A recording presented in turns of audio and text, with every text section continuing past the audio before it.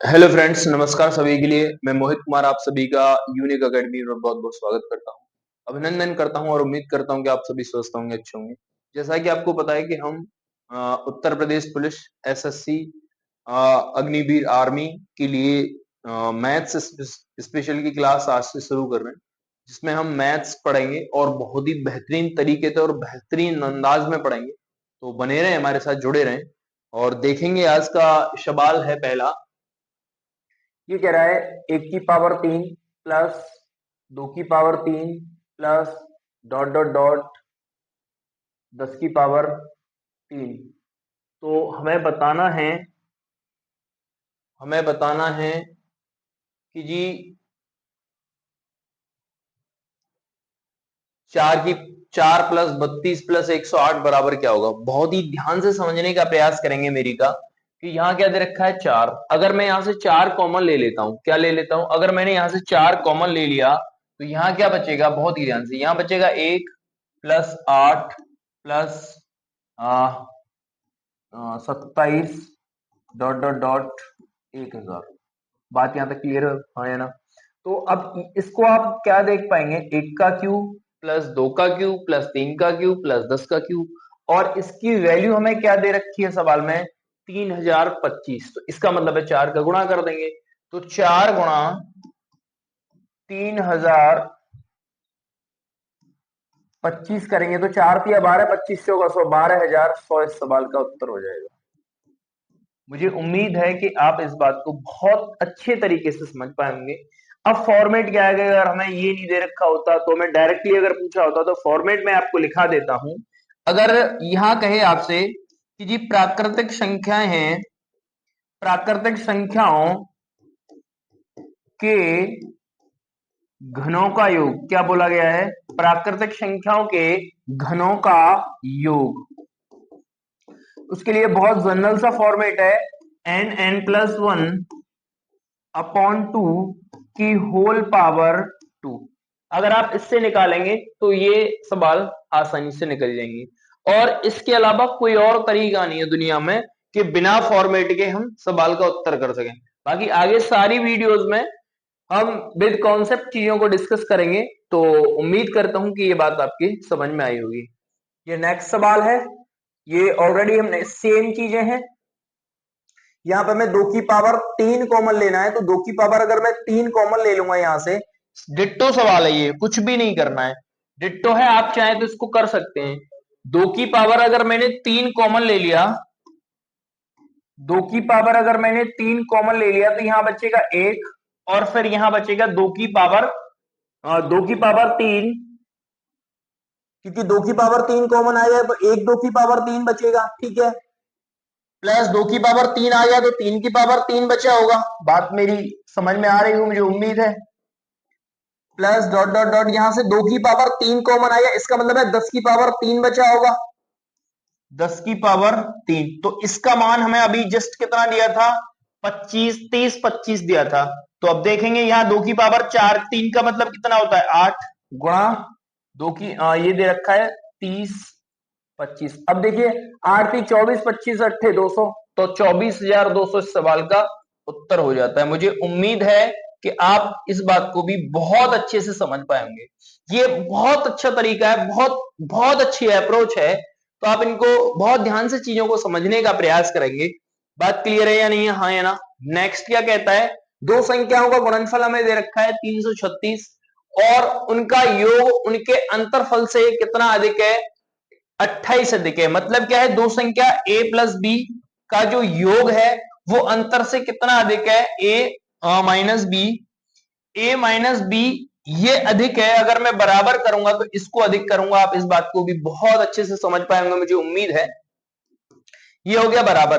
अगर मैं इसको खोलता हूं तो a से a कट जाएगा, इस b को मैं इधर लेके आऊंगा तो ये 2b हो जाएगा और ये होगा 28। तो a बराबर कितना आ गया जी, आप कहेंगे जी 14। a बराबर 14 आ गया। तो संख्याएं क्या है, अगर एक 14 है तो ऑप्शन में पहले में किसमें दिख रहा है आपको, 14, केवल दूसरे ऑप्शन में दिख रहा है। तो आप समझ पा रहे होंगे, एक संख्या होगी 14 और दूसरी संख्या होगी 28। मुझे उम्मीद है कि आप इस बात को बहुत अच्छे तरीके से समझ। ये दुनिया की सबसे आसान कॉन्सेप्ट है। इससे आसान यूट्यूब के इतिहास में आप देख नहीं पाएंगे, ये मेरा विश्वास है, क्योंकि सारी चीजें हमने छानबीन करने के बाद ये कंटेंट शुरू किया है। तो आप देखेंगे इसमें बहुत ही यूनिक चीजें पाएंगे आपको। अगला सवाल, उन तीन क्रमांक संख्याओं का गुणनफल कितना होगा जिनका योग 15 है। आप देखिए बहुत ध्यान से, योग 15 है, इसका मतलब है कि बीच वाला जो नंबर होगा, बहुत ध्यान से, तीन क्रमांक संख्याएं, बीच वाला नंबर जो बनेगा, बीच वाला जो नंबर बनेगा 15/3 कर दीजिए। आप बहुत ध्यान से समझिए, 15/3 करूंगा तो पहला नंबर होगा 5, और इससे आगे वाला नंबर होगा 6, और इससे पहले वाला नंबर होगा, अब इनका गुणा कर दीजिए, बात खत्म। 5 5 6 30 चौके 120, उत्तर आ जाएगा। मुझे उम्मीद है कि बात समझ में आ गई।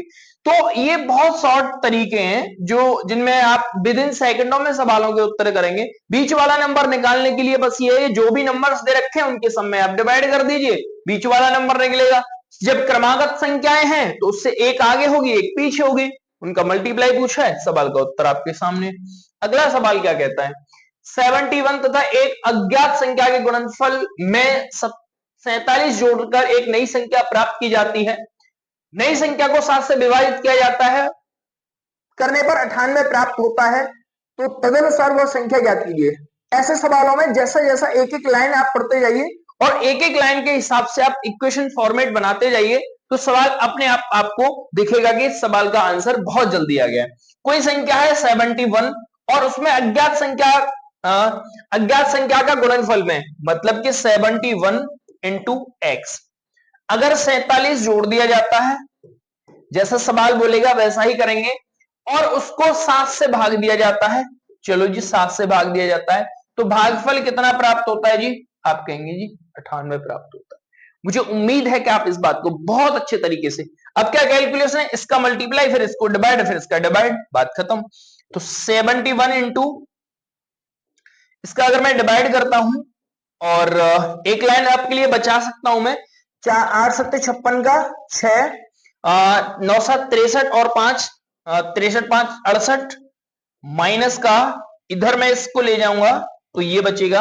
अब घटा दीजिए, 71 एक्स है बराबर में 9 बचेंगे, यहां 16 में से 7 जाएंगे तो यहां क्या रह गया 7, 7 में से 4 गए तो 3, यहां बच गया 6। ठीक है, अब देखेंगे आप 9 7 63 और 9 1 9, इसको इसने कितने बार काट दिया होगा? 9 बार काट दिया होगा, तो यही इसका क्या है जी? एक्स की वैल्यू है, मतलब अज्ञात संख्या है। तो क्या तदनुसार वह संख्या किस संख्या से किस संख्या का गुणज है? तो यहां उत्तर क्या आया है? 9 आया है। तो 9 में किस संख्या का भाग जा रहा है? इन सभी नंबर्स में से केवल 3 का जा रहा है, यही सवाल का उत्तर है। गलत कुछ नहीं है भाई, गलत कुछ नहीं है, कॉन्सेप्ट बहुत अच्छा है। जो सवाल को हमने पूरा नहीं देखा इसलिए थोड़ा सा यहाँ कह रहा है कि वो संख्या किस संख्या का गुणज है, तो यहाँ पर क्या नंबर आ गया? 9 आ गया। अब 9 नंबर आ गया, इसका मतलब है 9 में किस नंबर से डिवाइड जा रहा है? इन सभी ऑप्शंस में से 3, तो उत्तर क्या हो जाएगा? बात खत्म। Clear and not? ठीक है, तो मुझे उम्मीद है कि ये बात भी आपके बहुत अच्छे से समझ में आएगी। उन दो संख्याओं के योग को उन संख्याओं से अलग अलग गुणा किया जाए तो गुणनफल क्रम से 147 और 114 आता है, तदनुसार उन संख्याओं का योग कितना होगा? बहुत ध्यान से समझने का प्रयास करेंगे। ये कह रहे ये तो उन संख्याओं के योग को, अगर मैंने बोला कोई संख्या है a प्लस बी, अगर मैं इसको a से गुणा करता हूं, अलग अलग गुणा किया गया है, तो संख्या पहली कितनी बनती है जी? 247। बहुत ध्यान से समझ लेंगे इस बात को। अगर मैं इसको ही अगर मैं इसको a प्लस बी को b से मल्टीप्लाई करता हूं तो संख्या कितनी बनती है जी? 114। बोलो हाँ या ना? मुझे उम्मीद है कि आप इस बात को समझ पाए होंगे, बहुत ध्यान से समझेंगे। अगर मैं यहां से आपसे बोलूंगा जी b की वैल्यू निकाल, आप a प्लस बी की वैल्यू निकाल दीजिए। क्या निकाल दीजिए? कि आप a प्लस बी की वैल्यू निकाल दीजिए यहां से, तो आप कहेंगे मास्टर a प्लस बी की जो वैल्यू आएगी 114 बटे b आएगी। आप चाहे तो ऊपर वाले से भी निकाल सकते हैं, आप चाहे दोनों से ही सेम उत्तर आएगा, कुछ भी बदलाव नहीं हो सकता है। अगर यहां पर a प्लस बी की वैल्यू आ गई 114 बटे b, इसका मतलब क्या है कि मैं a प्लस बी की वैल्यू यहां लिख सकता हूं पहली वाली इक्वेशन में जो ऊपर दी हुई है। ये इक्वेशन 2 हो गई और ये इक्वेशन पहली 1 हो गई, ये इक्वेशन 2 हो गई। अब यहां पर हमें क्या बोला है कि 114 बटे बी किसकी वैल्यू है, ए प्लस बी की वैल्यू है। तो अगर मैंने इक्वेशन 1 में पुट कर दी, एक चीज और ध्यान देंगे यहाँ पे, जब भी आप कंपटीशन में बैठ रहे हैं तो आपको इक्वेशंस पे ध्यान नहीं देना है। ये तो तुम्हें पता है ना कि इक्वेशन बनेंगी तो वहां लिखना जरूरी नहीं कि आप जब आप एकेडमिक में पढ़ रहे होते, अगर 12th का एग्जाम दे रहे होते या 10th का एग्जाम दे रहे होते, तो वहां की सारी चीजें जरूरी है कि हमने कौन सी वैल्यू से निकाल के कौन सी इक्वेशन में पुट किया है, लेकिन यहां जरूरत नहीं है। ठीक है, अगर मैं यहां लिख देता हूं a इंटू 114 बटे बी इज इक्वल टू 200 247। अगर मैं क्या करता हूं भाई, 7 से काटता हूं, 7 से कटेगा क्या, 7 से नहीं कटेगा, 14 से भी नहीं कटेगा,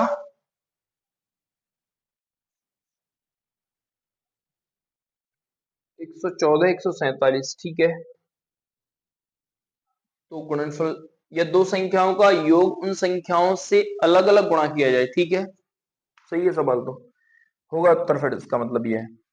तो ये 19 सिक्के, 19 से ये कटा 6 बार, और 19 से 19 कितने बच गए,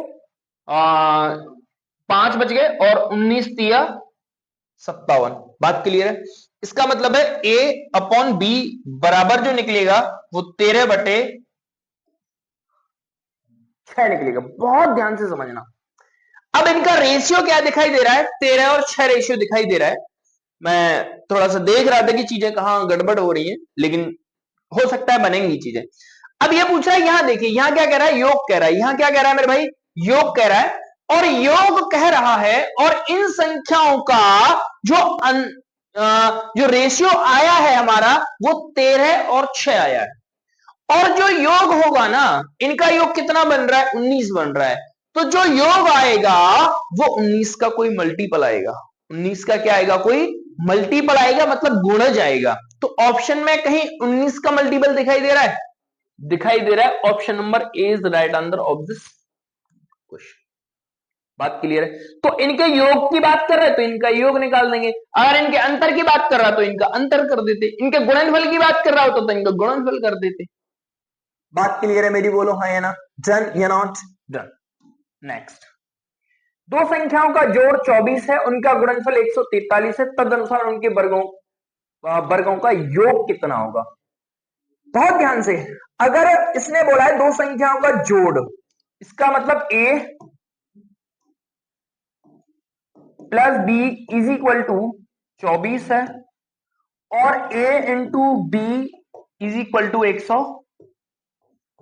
आप चाहे तो इनका अनुमान भी लगा सकते हैं, जैसे कि अगर मैंने इसको फैक्टराइज किया 11 और 13 में, अगर 11 और 13 मैंने कर दिया, 11 और 13 अगर मैंने किया तो जोड़ कितना होगा, 24। ये बहुत अच्छा तरीका है अगर सवालों में करेंगे, अन्यथा क्या होगा कि हमें a माइनस बी की वैल्यू निकालनी पड़ेगी, और a माइनस बी की वैल्यू निकालने का मतलब है कि आप अपने आप को 2 से 3 मिनट में और देना। अगर a माइनस बी की वैल्यू बेटा मैं निकालूंगा मेरे भाई, तो a माइनस बी का होल स्क्वायर निकलेगा। वो कैसे निकलेगा, a प्लस बी का होल स्क्वायर माइनस का 4ab। अगर मैं ऐसा करता हूं तब जाके यहां से a माइनस बी की वैल्यू लेंगे, टू मच लॉन्ग प्रोसेस। बात समझ में आई। दूसरा अप्रोच है कि आप इनको सोच लेंगे ऐसा कौन सा नंबर बन सकता है जिनका योग 24 हो, गुणनफल 143 हो। तो 11 और 13 संख्याओं का योग 11 और 13 संख्याओं का योग 24 बनेगा, और गुणनफल 143 बनेगा। इसका मतलब है संख्या पकड़ में आगे, इनका योग करना, बात खत्म। 11 का 121, 13 का 169, 7 और यूनिट प्लेस पे 0 कहां आ रहा है, 11, बात खत्म। जोड़ने की भी जरूरत नहीं है, ये सारे सवाल पेपर में आए हुए हैं, सारे सवाल पेपर में आए हुए हैं डिट्टो। तो आपको बस कॉन्सेप्ट पे काम करना है, इस बात का आपको ध्यान में रखना है। आगे क्या बात है, दो शून्योत्तर संख्याएं ऐसी हैं जिनका अंतर और योगफल और गुणनफल ये हमें दे रखा है, तदनुसार इन संख्याओं का योग कितना होगा। बहुत अच्छा सवाल है, बहुत धैर्य के साथ में चीजों को समझने का प्रयास करेंगे। मैं कोशिश करूंगा इसका सेकंड अप्रोच बताने की, बट पहले आप इसका कॉन्सेप्ट समझेंगे बहुत ही ध्यान से। बहुत अच्छा सवाल है, बहुत अच्छा। उसने बोला है अंतर, इसका मतलब है दो संख्याएं हैं, ए माइनस बी रेशियो, योगफल है ए प्लस बी रेशियो, गुणनफल है ए इंटू बी बराबर 1:5:36। बात क्लियर है मेरी, हाँ या ना? तो आप देखेंगे और पाएंगे क्या, तो उन संख्याओं का योगफल कितना होगा, तो उन संख्याओं का योगफल कितना होगा ये पूछ रहा है मैं। इसका मतलब है कि योगफल तो 5 आ रहा है यहां पे, तो 5 का मल्टीपल सभी नंबर है। एक तो यही तरीका था, अगर बाई चांस किसी भी कभी भी ऐसे सवाल बनते हैं कि जिनमें योग जो पूछा है यहां 5 है और ऊपर 5 का कोई मल्टीपल में केवल एक नंबर है, तो वही इसका उत्तर हो जाएगा, आपको फिर करने की जरूरत नहीं है। फिर अब इसको कैसे करेंगे ये चीज थोड़ा सा ध्यान में रखनी है। ए माइनस बी और ए प्लस बी,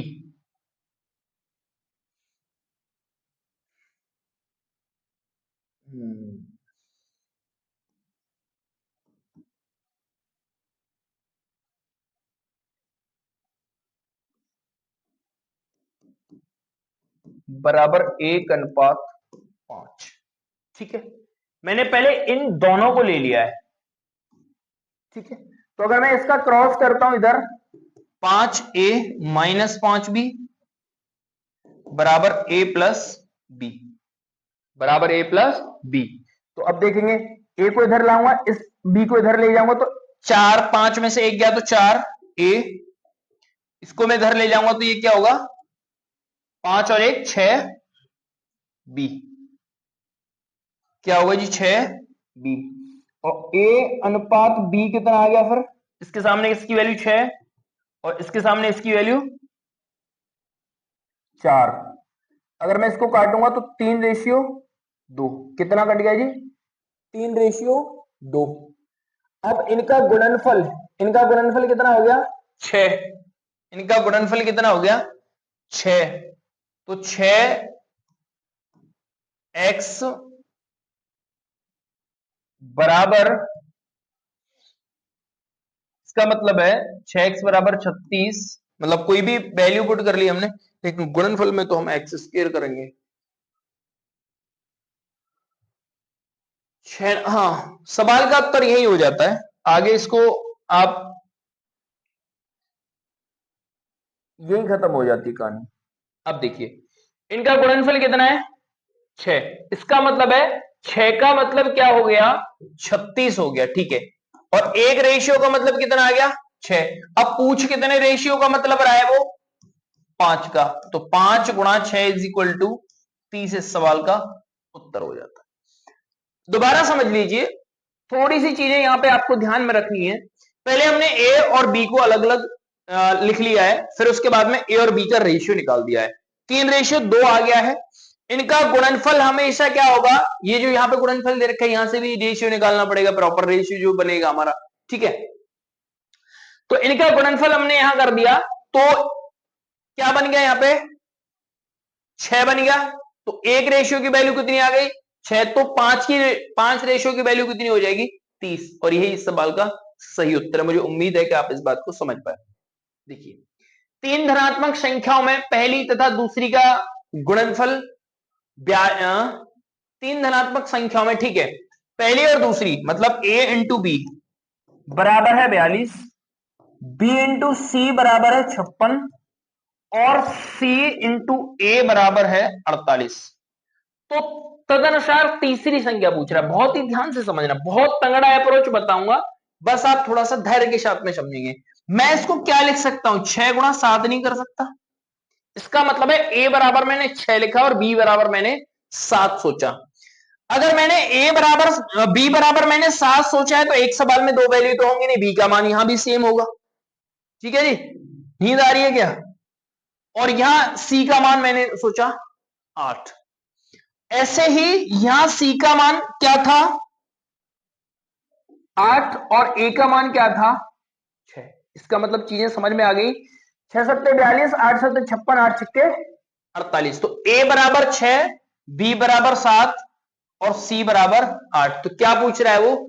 तीसरी संख्या पूछ रहा है। Option number D is right answer of this question. बहुत तंगड़ा अप्रोच है। चार क्रमागत अभाज्य संख्याओं को आरोही क्रम में है, उनमें से पहली तीन का गुणनफल है 385 और अंतिम तीन का गुणनफल है 1001। तदनुसार सबसे बड़ी संख्या कौन सी? बहुत ध्यान से इसको पकड़िए, आप थोड़ा सा इसको पकड़िए। नींद आ रही है? सो गया भाई, सो गया। कोई बात नहीं। एसी में यार नींद आई जाती है, कोई बात नहीं। जागरण किया रात में? अच्छा, कोई बात नहीं। ठीक है भैया, देखेंगे यहां क्या दे रहा है 385। इसका मतलब है यूनिट प्लेस पर क्या दिखाई दे रहा है हमें? 5 दिखाई दे रहा है। यूनिट प्लेस पर क्या दिखाई दे रहा है? अब बहुत ध्यान से समझ लीजिए। यूनिट प्लेस पर 5 दिखाई दे रहा है। और 5 कब आता है यूनिट प्लेस पर? जब किसी विषम संख्या का गुणा हम 5 से करते हैं, तब जाके हमें यूनिट प्लेस पर 5। इसका मतलब है 5 तो आना ही आना है। पहली चीज तो आप ये समझ लीजिए, 5 अगर आया उसके बाद कौन सा नंबर आता है? अभाज्य 7 आता है। उसके बाद कौन सा आता है? 11 आता है। बात समझ में? आपने कहा कि 3 क्यों नहीं लिखा? बहुत सुंदर बात है। बिल्कुल 3 भी तो होता है, ये भी तो क्रमागत अभाज्य संख्या बढ़ते हुए क्रम में। अगर बाबू मैंने 3 लिख दिया ना, तो 7 पंजे 35 दिया 105 होगा, न कि 385। तो 3 का तो केस ही खत्म है। समझ गया मेरी बात को? अब देखो 7 पंजे 35 गुणा 11 करेंगे तो 385 आएगा। इसका मतलब है नंबर हमारी पकड़ में आ गया झटके से। बात क्लियर है? अब देखो पहली 3 और अंतिम 3, इसका मतलब है अंतिम 3 कौन सी होंगी जी? अंतिम 3 होंगी ये वाली। जब मैं इनका गुणनफल करूंगा तो क्या मिलेगा मेरे को? 1001। तदनुसार सबसे बड़ी संख्या कौन सी है जी? 13। और बात हो जाती है खत्म।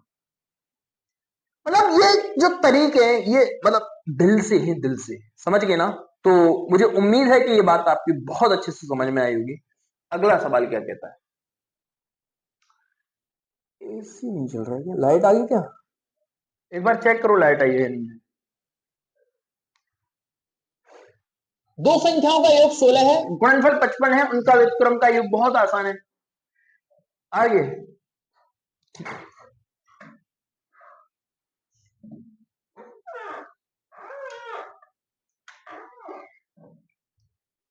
देखिए, ये कह रहा है दो संख्याओं का योग है, दो संख्याओं का योग है 16 और गुणनफल है 55, तो उनके व्युत्क्रम का योग। आप सीधा सीधा समझ लीजिए, हमेशा गुणनफल का भाग होता है, योग हो अंतर हो कुछ भी हो। तो यहां लिखेंगे 16 और अपॉन में लिखेंगे 55। आप चाहे इसकी डिटेल में बता सकता हूं। दो संख्याओं का योग मतलब a प्लस बी बराबर आपको दे रखा है 16 और a इंटू बी बराबर दे रखा है आपको 55। ठीक है, तो उसको पूछा है व्युत्क्रम का योग मतलब a upon B plus 1 upon A plus 1 upon B. इसको अगर मैं सॉल्व आउट करूंगा तो b plus A upon A B. ठीक है, अगर a बराबर इतना है b बराबर इतना है तो सीधी सी बात है, बात खत्म हो जाती है। अब क्या करना है पेपर में आपको मैंने बता दिया, पेपर में आपको ऐसे करना है। अगर योग है तो भी ऊपर आएगा, अंतर है तो भी ऊपर आएगा, गुणनफल हमेशा नीचे आएगा ऐसे सवालों में। ठीक है, आगे देखिए, दो संख्याओं का योगफल गुणनफल क्रम से इतना है, उनके व्युत्क्रम सेम है बिल्कुल एकदम। 11/18 उत्तर आ जाएगा। Option number D is right answer of this question. बिल्कुल सीधी सी बात है, जस्ट अभी बताया है। दो संख्याओं का योगफल गुणनफल इतना है तो उनके व्युत्क्रम का योग बिल्कुल 12/35। बात खत्म। 12/35 option number C is right answer. अगला सवाल, दो संख्याओं का योग 40 है, उनके गुणनफल है 375, उनके व्युत्क्रम का योग बिल्कुल 40/375। 5 से काट रहा होगा, हो सकता है 5 से इसको 8 बार काट रहा होगा, 5 से इसको 7 और 5 15, 8 बचे, बात खत्म। तो ऐसे सवाल भी पेपर में आते हैं। जरूरी नहीं है कि आप ये सोच रहे हो बहुत हाई फाई लेवल के सवाल पेपर, नहीं। पेपर बहुत ही सिस्टम से बनाया जाता है। जो सवाल हार्ड है वो सबके लिए हार्ड है, समझ गए ना? और जो सवाल आसान है वो सबके लिए आसान है, बशर्ते आपको करना कैसे है। पेपर में समय आपने कई बार सुना भी होगा, कई बार देखा भी होगा, कई जो आपके सीनियर है उनसे सुना भी हो गया, समय कम पड़ गया, समय कम पड़ गया। सवाल तो मैं सारे कर देता, सारे आते थे मेरे से, लेकिन समय कम पड़ गया। उसका रीजन पता है क्या है? क्योंकि उन्होंने ऐसी जगह से चीजों को पढ़ा है जहां बहुत विस्तार से समझाई गई है, तो समय तो कम पड़ना ही पड़ना है। तो इस बात को थोड़ा सा दिमाग में रखेंगे। दो संख्याओं का अंतर दे रखा है, गुणनफल दे रखा है, सीधी सी बात है। सॉरी, दो संख्याओं का कौन सा सवाल आ गया? 36 पहुंच गया।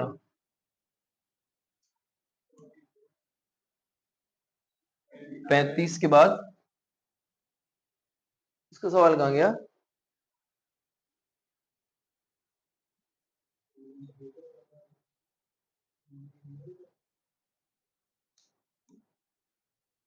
तो धनात्मक संख्याओं का योग 35 है, उनका गुणनफल इतना है, तो उनका अंतर, तो उन संख्याओं का अंतर कितना होगा? ये अच्छा सवाल है। दो संख्याओं का योग मतलब a प्लस बी बराबर 25 और a इंटू बी बराबर 100। बस बात खत्म। देखो बहुत ही ध्यान से, तो उनका अंतर क्या होगा? बहुत ध्यान से आप इसको बाय ऑप्शन करेंगे तो बहुत आसान हो जाएगा। पहले मैं आपको इसका शॉर्ट सोचने का तरीका बता रहा हूं कि अगर आपने इसको 12 और 12 के फॉर्मेट में 13 और 12 बनाया तो फिर ये तो बनेगा नहीं। तो ठीक है, उनका अंतर बताना है। अगर अंतर हुआ ये वाला तो उनका तो गुणनफल बहुत ज्यादा जाएगा। देखते हैं, अगर अंतर आपने ये सोचा है, ठीक है, बहुत ध्यान से, तो a माइनस बी बराबर हुआ होगा 3। बहुत ध्यान से समझ लेना, a माइनस बी बराबर हुआ होगा 3। इसका मतलब है कि 3, अगर मैं इन दोनों इक्वेशंस को सॉल्व करूंगा तो 25 और 3 कितने हुए? 28। 28 में 2 का भाग करूंगा तो 14। एक नंबर अगर 14 बना है और तो दूसरा कितना बनेगा जी? 11 बनेगा, क्योंकि दोनों का योग तो 25 है ना। अगर मैं 11 एकन 11 का 11 से 44 का 4, 11 एकन 11 और 4 15, तो ये तो 154 हो रहा है, 144 तो हो ही नहीं रहा है। ठीक है, अगर मैं ये लिखता हूं ये वाला, तो ये तो बिल्कुल भी नहीं बनेगा, क्योंकि ये 30 हो जाएंगे, और 30 और 10 का गुणा करूंगा तो 100 कितना बनेगा? 50 बनेगा। ये भी गलत है। अगर मैं 7 लिखता हूं, 25 और 7 32, 32 में से 2 का डिवाइड 16। अगर एक नंबर 16 हो गया तो दूसरा नंबर क्या होगा? 9, और 16 नंबर 144। तो option number C is right answer of this question. तो ये बहुत अच्छा अप्रोच है। अगर आप करेंगे इसको तो मैंने जो पहले सवाल में बताया था कि a माइनस बी का होल स्क्वायर बराबर a प्लस बी का होल स्क्वायर माइनस का 2 4ab, उससे निकालेंगे, बहुत लंबा चला जाएगा। इस बात को ध्यान में रखेंगे। तो सोचना है यहां से, क्लियर एंड नॉट, आगे बढ़ जाते। दो संख्याओं का योग है 42, तो उनका गुणनफल है इतना, तो उनके तो उनका अंतर कितना होगा? ये भी सेम सवाल है, बिल्कुल डिट्टो सेम सवाल है, कुछ भी नहीं करना है। अगर 42 है, क्या है ये? योग है। अब समझिए, योग अगर 42 है, उनका गुणनफल, अब यहां से बहुत ध्यान से समझेंगे। उनका अंतर, इसको मैं तो कुछ पेन भी नहीं उठाना पड़ेगा सवाल में। उनका अंतर कितना है बताना है बाय ऑप्शन से। उनका अंतर क्या करेंगे? बाय ऑप्शन करेंगे। बहुत ध्यान से, अगर ये कैसा नंबर है? सम। जब हम योग निकालेंगे तो हमें आंसर सम ही मिलना चाहिए, ध्यान रखना है। मैंने 2 क्यों लिखा है? क्योंकि 2 सम से डिवाइड सम 2 से डिवाइड होता है। अगर मैं इसको इसमें जोड़ूंगा तो ये क्या बनेगा? विषम संख्या बनेगी। तो ये तो ऑप्शन कभी भी नहीं हो सकता है। अगर मैं इसको जोड़ूंगा तो ये भी नहीं होगा, अगर मैं इसको जोड़ूंगा तो ये भी नहीं होगा। इसका मतलब क्या है कि नंबर कौन सा रहा होगा फिर? 4। अब चेक करके देख लेते हैं कि 4 सही है या नहीं। इन दोनों का योग कितना हो गया? आप बोलेंगे जी 46 हो गया, और 2 का डिवाइड करेंगे तो 23। अगर एक नंबर 23 है तो दूसरा कितना रहा होगा? आप बोलेंगे जी 23 है तो एक नंबर रहा होगा 19। कितना रहा होगा? 19। अगर 19 का और 23 का मैं गुणा करूंगा ना, 19 थी 57 का 7, और 19 दूनी 38 और 5 43। तो मुझे समझ में आ गई कहानी कि इसका option number B is right answer. तो ये तो तुम्हें देखना है, ये तो मैंने चेक करके बताया है तुम्हें। लेकिन अगर आपको ये अप्रोच समझ में आ गई ना कि यहाँ पे क्या कह रहा है? 4 है, 4 है, मतलब यहाँ पे कैसा नंबर है? सम संख्या है। सम में सम जोड़ेंगे तभी सम आएगा, सम में विषम जोड़ेंगे तो विषम आएगा, और आना हमारा सम ही चाहिए हर सूरत में। जैसे अभी प्रीवियस सवाल को आप चेक करिए, यहां पर कैसा नंबर था, विषम था, तो विषम में हम विषम जोड़ेंगे तब सम बनेगा। ये सारे ही विषम दे रखे हैं, इसलिए हमने इसको चेक किया सबको। बात समझ में आ गई मुझे उम्मीद है। अगला सवाल क्या कहता है, ध्यान से, दो संख्याओं का गुणनफल हमें दे रखा है 336, उनका योग उनके अंतर से 132 देखे तो वो संख्या योग a प्लस बी और a माइनस बी से कितना अधिक है जी, 32। ये जस्ट हमने पहले से दूसरा सवाल किया था, शायद इसको मैं काटूंगा तो a प्लस बी, एक बी इधर आएगा तो 2b, बी की वैल्यू आ गई यहां से 16 क्योंकि 2 का डिवाइड। ये चीजें इतनी फास्ट चलनी चाहिए आपके दिमाग में कि आप यहां लिखेंगे जी 2b बराबर आप लिखें या 32, फिर 2 से काटें। यार बच्चों वाला खेल थोड़ी नहीं चल रहा है यहाँ, समझ गए ना। तो बहुत फास्ट चीजों को सीखना है आपको। मुझे उम्मीद है कि यहां तक आप समझ पा रहे हैं। अच्छा ठीक है, अब एक नंबर कौन सा आ गया जी, आप कहेंगे जी 32 आ गया। एक नंबर क्या, एक नंबर क्या आ गया जी, 16 आ गया। तो वे संख्याएं क्या हैं, तो एक नंबर 16 आ गया, तो 16 किस ऑप्शन में रखा है, 21 और 16, बात खत्म, जरूरत ही नहीं है दूसरा नंबर निकालने की। अगला सवाल क्या कहता है, डन या नॉट। अगला, दो संख्याओं का अंतर है 14 तथा उनका योग है 20, तो उनका गुणनफल क्या होगा। बहुत आसान है, बहुत आसान है। अंतर क्या है, a माइनस बी बराबर है 14 और a इंटू बी बराबर है 20। बहुत आसान, a इंटू बी बराबर है, सॉरी a प्लस बी बराबर है, a प्लस बी बराबर है, बहुत आसान, a प्लस बी बराबर है जी 20। अब देखना, अगर मैं इसको इससे काटूंगा, इन दोनों को जोड़ूंगा और 2 का डिवाइड करूंगा तो क्या बनेगा, 34 में से 2 का डिवाइड करेंगे तो 16 17, इसका मतलब a बराबर आ गया 17। और दूसरा क्या होगा, फिर 3 होगा, क्योंकि 17 और 3 ही 20 होते हैं, 17 3 क्या मतलब उत्तर आ गया। बात, मुझे उम्मीद है कि आप इस बात को भी बहुत बेहतरीन तरीके से समझ पाए होंगे। किसी धनात्मक संख्या और उसके व्युत्क्रम का योग उन संख्या को उसके व्युत्क्रम के अंतर का 3 गुना है तो वो संख्या याद कीजिए। बहुत ध्यान से समझेंगे, बहुत ध्यान से। किसी धनात्मक संख्या, कोई धनात्मक संख्या ले ली हमने x, उसके व्युत्क्रम का योग, उसके व्युत्क्रम का योग, अच्छा उसके व्युत्क्रम का योग मतलब x प्लस 1 अपॉन एक्स, व्युत्क्रम का उसके व्युत्क्रम का योग उसके व्युत्क्रम के उसके व्युत्क्रम के अंतर का 3 गुना है, उसके व्युत्क्रम के अंतर का 3 गुना है, इसका मतलब है 1 अपॉन एक्स का 3 गुना है। बात यहां तक समझ में आ गई मेरी, हाँ या ना। तो ठीक है, हो जाना चाहिए सवाल तो। ठीक है, देखेंगे, इसको मैं इधर लेके जाऊंगा तो माइनस का हो जाएगा, इसका मतलब है 3x माइनस 1 अपॉन एक्स, तो 3 में से 2 बच गया। अब यहाँ x तो एक्स स्क्वायर हो गया, यहाँ एक्स स्क्वायर बराबर 2 और x बराबर क्या आ गया जी, under root 2। Under root 2 master, under root 2, under root 2 option में है, ऑप्शन नंबर। बात क्लियर है, दोबारा समझ लीजिए। उसने बोला है कोई धनात्मक संख्या और उसका व्युत्क्रम और उसका योग, धनात्मक संख्या, उसका व्युत्क्रम और उसका योग, उस संख्या व उसके व्युत्क्रम के अंतर का 3 गुना है। उस संख्या, एक मिनट एक मिनट एक मिनट, कुछ छूट गया इसमें से, एक मिनट, यहां तक चीजें ठीक हैं, यहां गड़बड़ हो गई है, एक मिनट ध्यान से समझो। योग उस संख्या, ठीक है, मतलब x, वो उसके व्युत्क्रम के अंतर, मतलब इसका ये है, का 3 गुना है, इसका मतलब ये 3 गुना है, बराबर करूंगा तो ये 3 गुना करना है। अब ठीक है ये सवाल, ठीक है। तो अब देखेंगे, इससे ये x कट गया, इसको मैं इधर लाऊंगा तो 2 अपॉन क्या बनेगा, 2 अपॉन क्या बनेगा, 2 अपॉन एक्स बनेगा, बराबर बनेगा 3, क्योंकि इसको मैं इधर लाया तो प्लस हो गया, ये नहीं, एक मिनट, एक गड़बड़ है, क्योंकि मल्टीप्लाई हो रहा है वहां, ऐसे नहीं होगा, ये जल्दीबाजी में हो रहा है। कोई बात नहीं, धैर्य बनाए रखेंगे, धैर्य नहीं खोएगा कोई भी बच्चा। यहां 3 का मल्टीप्लाई है, इसका मतलब है कि x प्लस 1 अपॉन एक्स, अगर मैं मल्टीप्लाई करता हूं तो ये 3x माइनस 3 अपॉन एक्स, ऐसे होगा ये सवाल, ठीक है। इसको आप इधर लाइए, इसको आप इधर ले जाइए,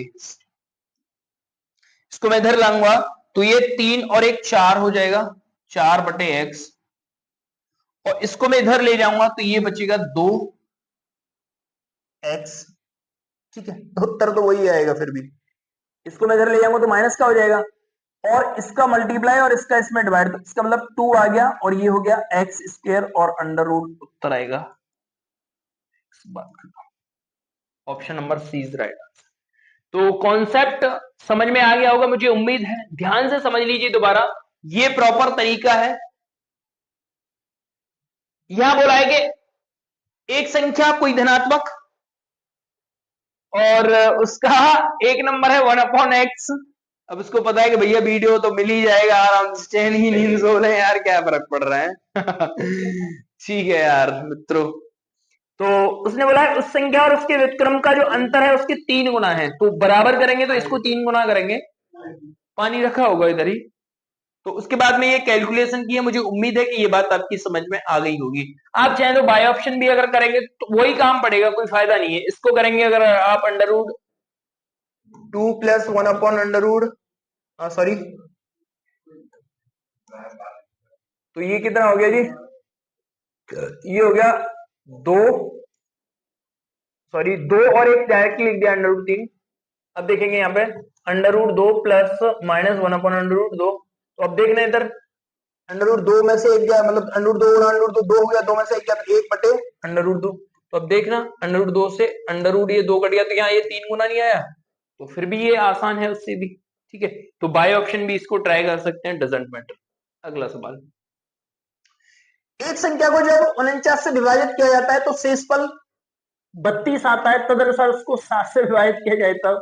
बहुत लप्पू सा सवाल है, जैसे लप्पू सा कौन था, अभी कुछ समय पहले ट्रेंडिंग में था। तो ये 7 से नंबर 100% डिवाइड होगा, इसको चेक करने की जरूरत नहीं है।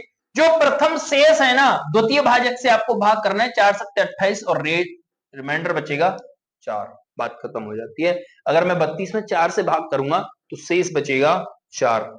अगला सवाल, कोई संख्या 280 से विभाजित किया जाता है तो 115 शेष बचता है, तो उसको 35 से विभाजित करेंगे तो क्या शेष बचेगा, डायरेक्टली आप इसमें डिवाइड कर दीजिए, तो 35 थी 105 बचे 10, उत्तर आ गया बी। अगला सवाल, एक संख्या x है, उसको 289 से विभाजित किया जाता है तो शेष 18 बचता है, तो शेष संख्या को अगर 17 से विभाजित किया जाए तो बात खत्म, 17 एकन 17, उत्तर आ गया डी। अगला सवाल, जब एक धनात्मक पूर्णांक को 56 से विभाजित किया जाता है तो उसका उत्तर आता है 29 शेष, मतलब यदि उस संख्या वह पूर्णांक 8 द्वारा विभाजित किया जाए तो 8 × 24, उत्तर आ गया 3। 8 × 24 5, उत्तर आ गया 5, क्योंकि 5 बचेगा ना, 29 में डिवाइड करेंगे चाचा 8 से, तो 8 × 24 कितना बच गया रिमाइंडर 5, बात खत्म। अगला सवाल, एक धनात्मक पूर्णांक को 425 से विभाजित किया जाता है तो 45 आता है, अगर 45 को 7 से विभाजित 17 से विभाजित करेंगे, 17 दूनी 34, 11, उत्तर आ जाएगा, बात खत्म। अगला सवाल, तो देखेंगे अगला सवाल क्या कह रहा है, विभाजन के में एक योगफल, यहाँ योगफल नहीं है, पहले तो ये चीज देख लीजिए, यहां प्रश्न है, यहां क्या है जी, यहां प्रश्न लिखा हुआ है, इसको थोड़ा सा ध्यान में रखेंगे।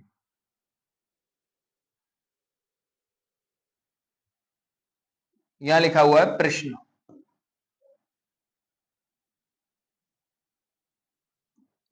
विभाजक के एक प्रश्न में विभाजक को भागफल का 10 गुना, यहां लिखेंगे अब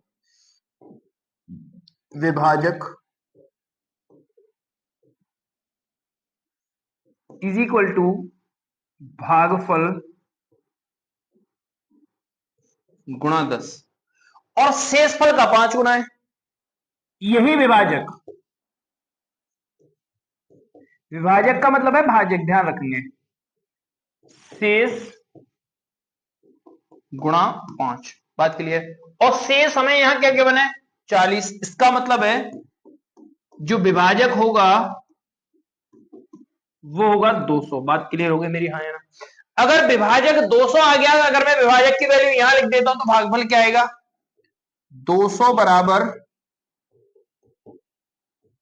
भागफल गुणा 10, इसका मतलब है जो भागफल आ गया वो आ गया 20, बात क्लियर होगी मेरी, हाँ या ना। अगर भागफल 20 आ गया है तो फॉर्मेट क्या होती है हमारे पास, भाज्य बराबर भाजक गुणा,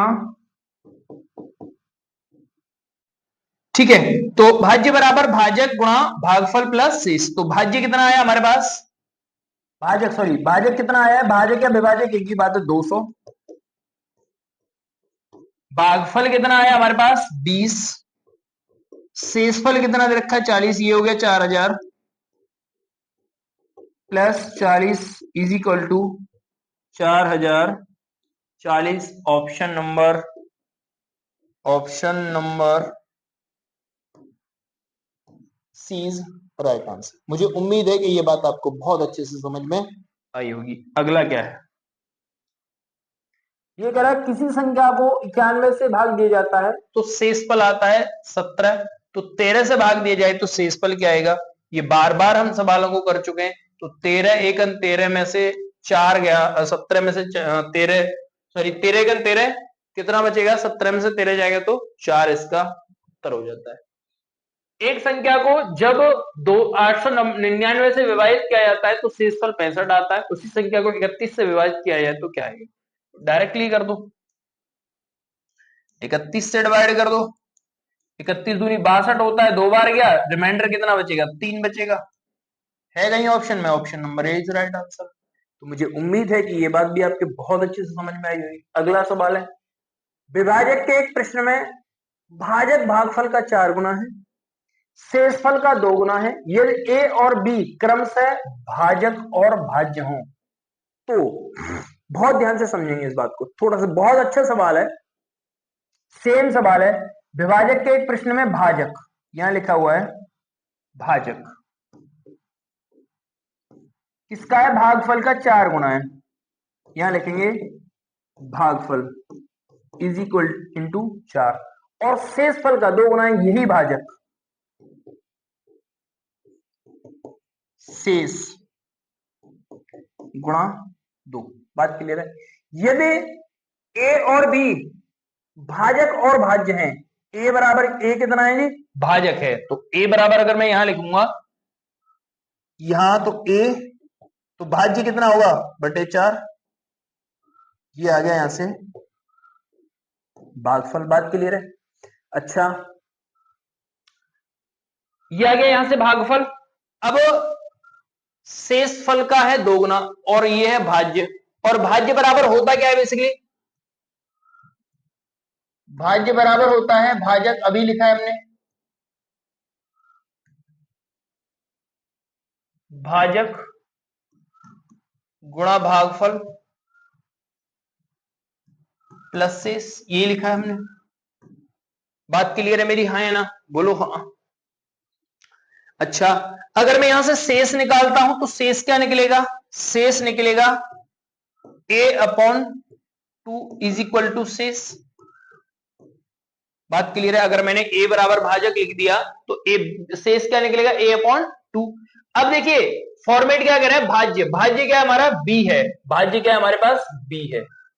बात क्लियर है। अब भाजक हमारे पास कितना आया है, भाजक हमारे पास कितना है जी, भाजक है हमारे लिए a, गुणा भागफल कितना आया है a बटे 4, और शेषफल कितना आया है a बटे 2। बात क्लियर है। अब देखो a गुणा a स्क्वायर हो गया, एलसीएम आएगा 4 तो 2 का गुणा वहां हो जाएगा। इसका मतलब है कि जी b बराबर a square plus 2b 2a upon 4। बात क्लियर है यहां तक। तो अब ऑप्शन को ट्राई कर लीजिए, यहां से हमने a कॉमन ले लिया है, यहां से हमने a कॉमन ले लिया है, तो b बराबर a प्लस 2 अपॉन 4। अब 4 को हम यहां ले गए, b को हम नीचे लेके आए हैं, तो 4 बराबर आ गया a प्लस बी अपॉन,